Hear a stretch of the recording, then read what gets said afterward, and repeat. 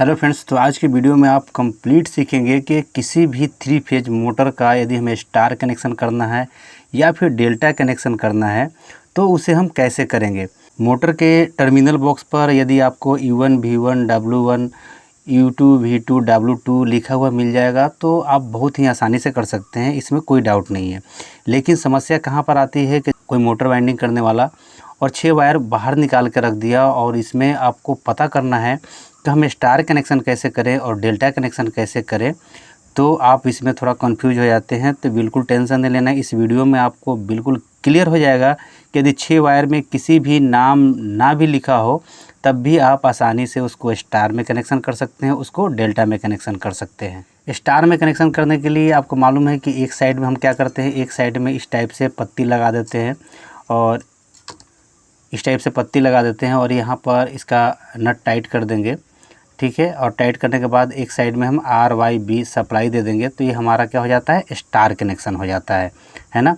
उसी तरह से क्या होता है कि जब हमें डेल्टा कनेक्शन करना होता है तो हम क्या करते हैं, इस पत्ती को निकालते हैं या फिर पत्ती नहीं है आपके पास तो आप इसमें एक वायर कनेक्ट करते हैं और दूसरे में फिर इस टाइप से निकालते हैं और ये वायर कनेक्ट कर देते हैं, या फिर पत्ती है तो पत्ती कनेक्ट कर देते हैं और तीसरे में भी हम इस टाइप से यदि हम कनेक्ट कर देते हैं तो ये हमारा क्या हो जाता है, इस टाइप से यदि हम कनेक्शन कर देते हैं और किसी भी तरफ से, है ना, इस तरफ से या फिर इस तरफ से हम RYB सप्लाई देते हैं, 3 फेज का सप्लाई देते हैं तो ये डेल्टा कनेक्शन हो जाता है।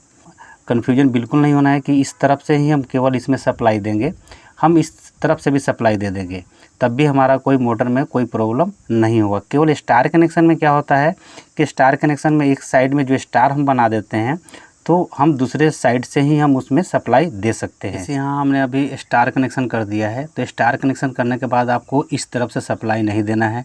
जब भी सप्लाई देना है तो ये जो 3 टर्मिनल आपको दिखाई दे रहा है इस तरफ से आपको RYB यानी कि तीनों फेज का इधर से सप्लाई देना है। इस तरफ से करेंगे तो क्या हो जाएगा, शॉर्ट हो जाएगा, क्योंकि आपस में ये तीनों टर्मिनल को शॉर्ट किया रहता है स्टार कनेक्शन में। यहाँ तक तो आपको क्लियर हो गया है। अब मान लीजिए कि यहाँ पर जो तीनों वायर है तीनों में अगर कोई U1 V1 नहीं लिखा हुआ है तब हम कैसे चेक करेंगे।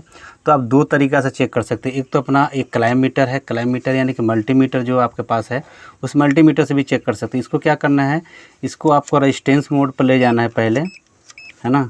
रेजिस्टेंस मोड पर ले जाएंगे, ये दूसरा टाइप का मीटर है, इसमें हमें सेलेक्ट करना पड़ता है।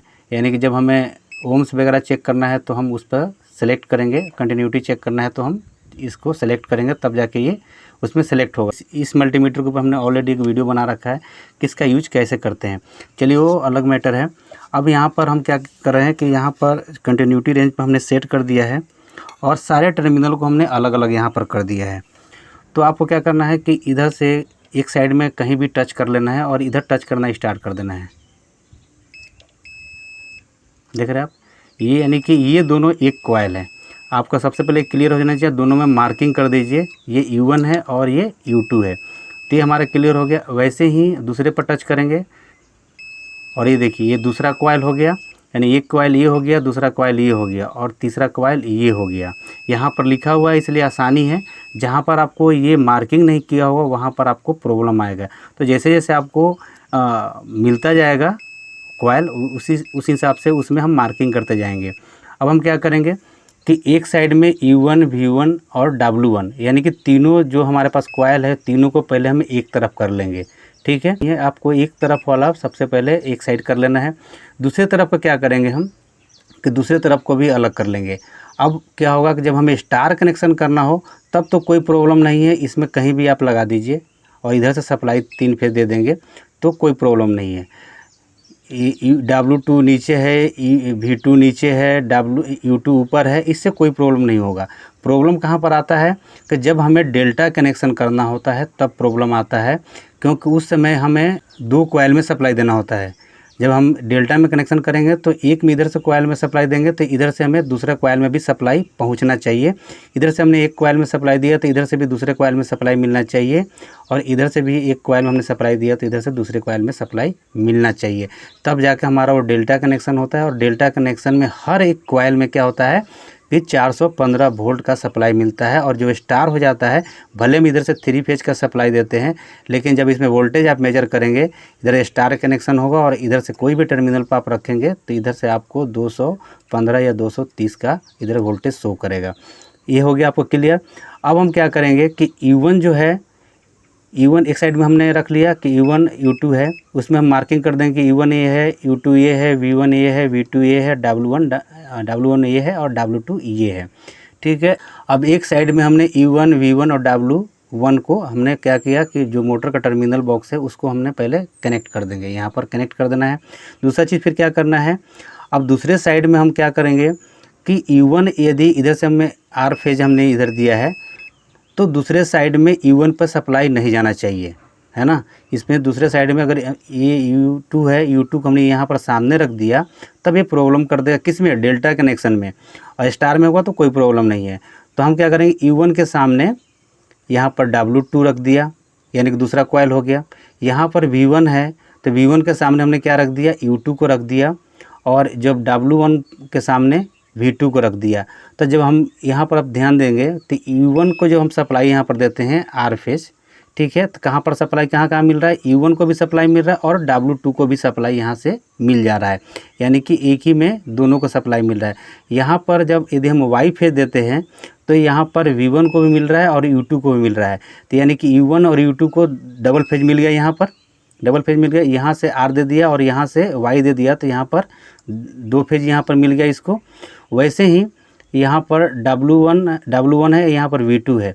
यदि हम यहाँ पर ब्लू फेज देते हैं तब यहाँ पर ब्लू फेज एक W1 में हो गया और यहाँ पर V2 में भी ब्लू फेज हो गया, तो यहाँ पर भी डबल फेज, यानी कि आप यहाँ पर समझिए कि यहाँ पर Y फेज था और V1 में, और V2 में क्या हो गया, यहाँ पर ब्लू फेज, यानी कि इस कॉइल में भी क्या मिल गया, हमें 415 वोल्ट मिल गया।